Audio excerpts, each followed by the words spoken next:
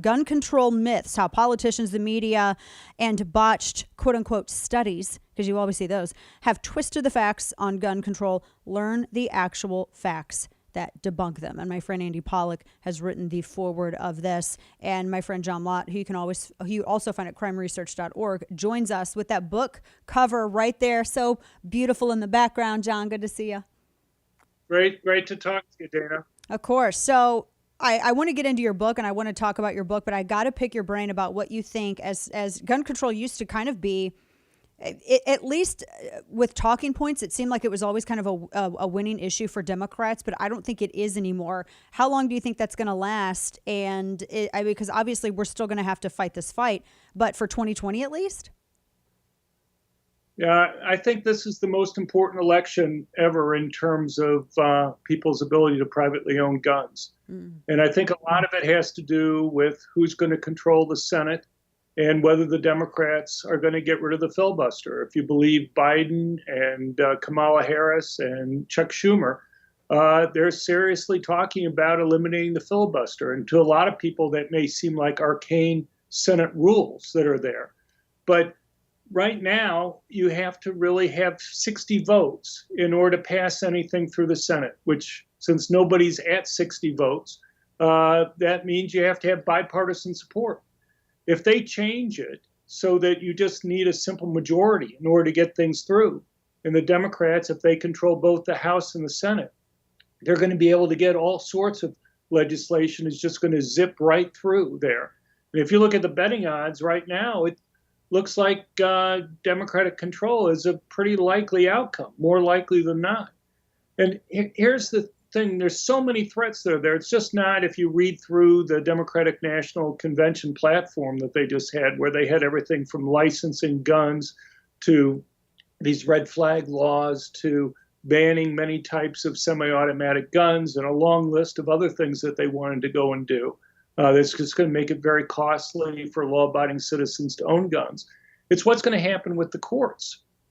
You know, a lot of people have focused on the fact that Trump's been able to put 53 judges on the federal circuit courts. But what's not appreciated is that he's just been able to bring the courts into rough balance. The Democrats control the circuit courts for 24 states and the District of Columbia. Republicans control it for 26. But if you let the Democrats get rid of the filibuster, they're going to be able to easily change with simple party line votes the number of judges on these different courts. And they're going to be able to go and increase them. The last time we had a big increase in the number of judges was during the Carter administration, when the Democrats had essentially a filibuster-proof number of senators at that time. And if they do that, they're going to be able to go and pack all the circuit courts. And, you know, the thing is, people go and talk about the Heller and McDonald decisions. You have 4 members of the U.S. Supreme Court, the 4 Democrats, who don't believe that gun ownership is an individual right. They've indicated that they would overturn both the Heller and the McDonald decisions. And the Heller and McDonald decisions, the only thing that they did was to say that the government could not completely ban guns, either all guns or an entire category of guns. If that's overturned, then the government's going to have the power to completely ban guns. And the thing is, you just have to look at a state like California. California has all sorts of nutty gun control laws, but what I don't think people appreciate is what's coming down the pike. They have this micro-stamping of shell casings, where supposedly somebody's going to be able to figure out how to have the firing pin on the gun imprint a code number on the shell. Nobody's figured out how to do that yet. But, you know, in about 5 or 6 years or so, unless that law is struck down, handguns look like they're going to be banned in California. Now, that's going to go to a circuit court. The Ninth Circuit right now is controlled by the Democrats. You know, if Biden wins, they're surely going to keep control. The Supreme Court, because of Roberts, you have 4 Republicans who are strongly in favor of the Second Amendment. You have 4 Democrats who want to eliminate it. And then you have John Roberts, who, because Republicans have seen him go AWOL on things like religious freedom, DACA, Obamacare, you name it, had been afraid to go and bring any Second Amendment cases. They had 10 that they were considering this last year, and they decided not to go and bring any of those cases because they were worried that he would vote the wrong way on them. And so, but the thing is, if the Supreme Court doesn't weigh in, then these circuit courts are going to essentially have their say. And of course, it's not just packing the circuit courts.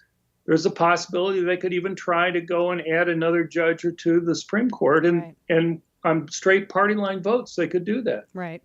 Yeah, and you mentioned California as well, because they just had one decision that was Ninth Circuit, but that's going to obviously be contested. It'll go to an 11 judge review, an en banc review. So that's still kind of up in the air as to whether or not people, and that had to do with the magazines. People still can't, right now go out and get standard capacity magazines. They're still limited.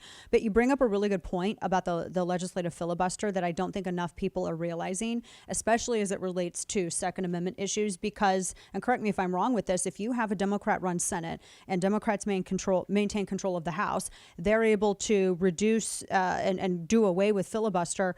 Trump's not going to have the muscle to veto and not have that veto overridden by Democrats.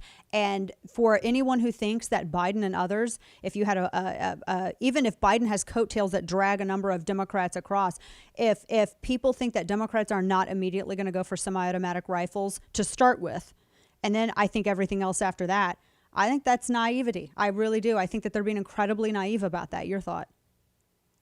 I mean, I agree with you. I mean, one just needs to look at Virginia to see, I guess, the dozen gun control laws that they just rammed through there. But, it's not just on guns. I mean, the first bill that Biden has promised that he will put forward to Congress is going to be to give citizenship to the 22 million or so illegal aliens in the country. They want to go and get rid of photo IDs required for voting.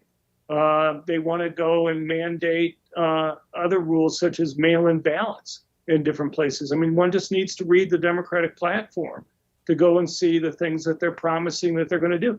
The problem is that creates permanent changes in terms of who's going to be able to win elections in the future.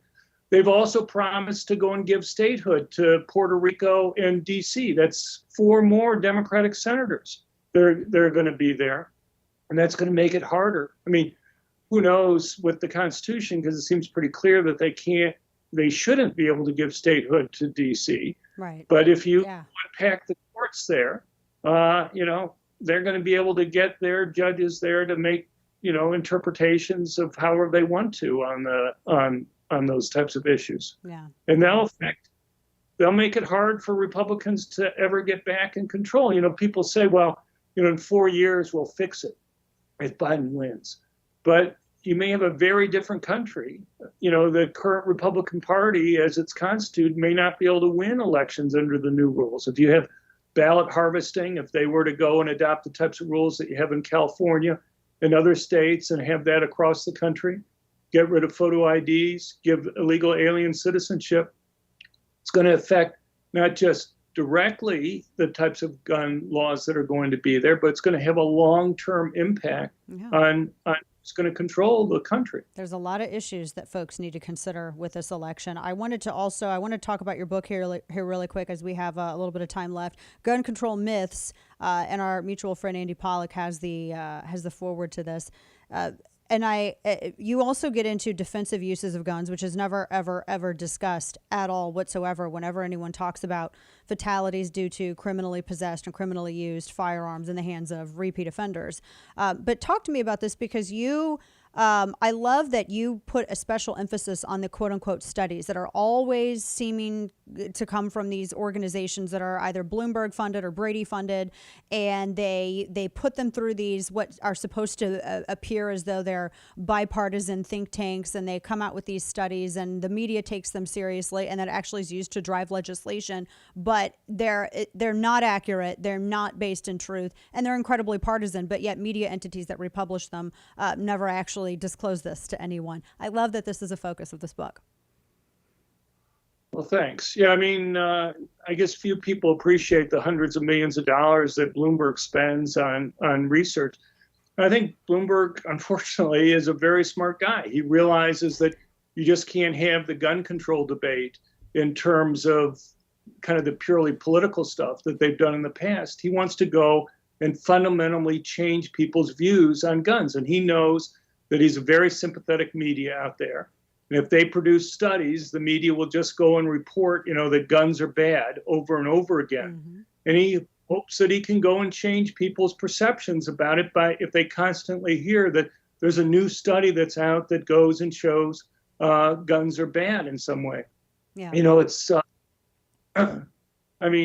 it's just another example. One of the things I'll just point out is it's just not Bloomberg, though, unfortunately, right. And Soros and others. You have the federal government spending literally tens of millions of dollars each year on funding firearms research. And one of the things I point out in gun control myths is you have basically three different types of academics who work on this. You have criminologists, economists, and public health people. Economists and criminologists are very skeptical of gun control. When we did the largest survey that's ever been done on those types of academics, the number one proposal that both criminologists and economists agree on to stop mass public shootings, for example, is to get rid of gun-free zones. The public health people, that's the last one that they have. These are the same people that made all the predictions about the coronavirus. But, when you look at it, 94% of the money that the federal government gives out for firearms research goes to public health people.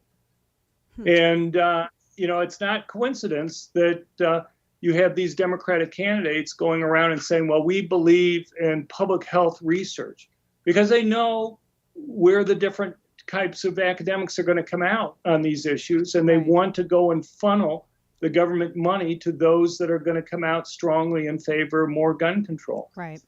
Yeah. This, the book is a must get. We're out of time right now. Gun Control Myths, John Lott, and you can find him also at crimeresearch.org, which is a great resource. You need to go and make sure that you're regularly visiting that site as well. John, great work again, as always. America's in debt to you. Thank you so much for all you do.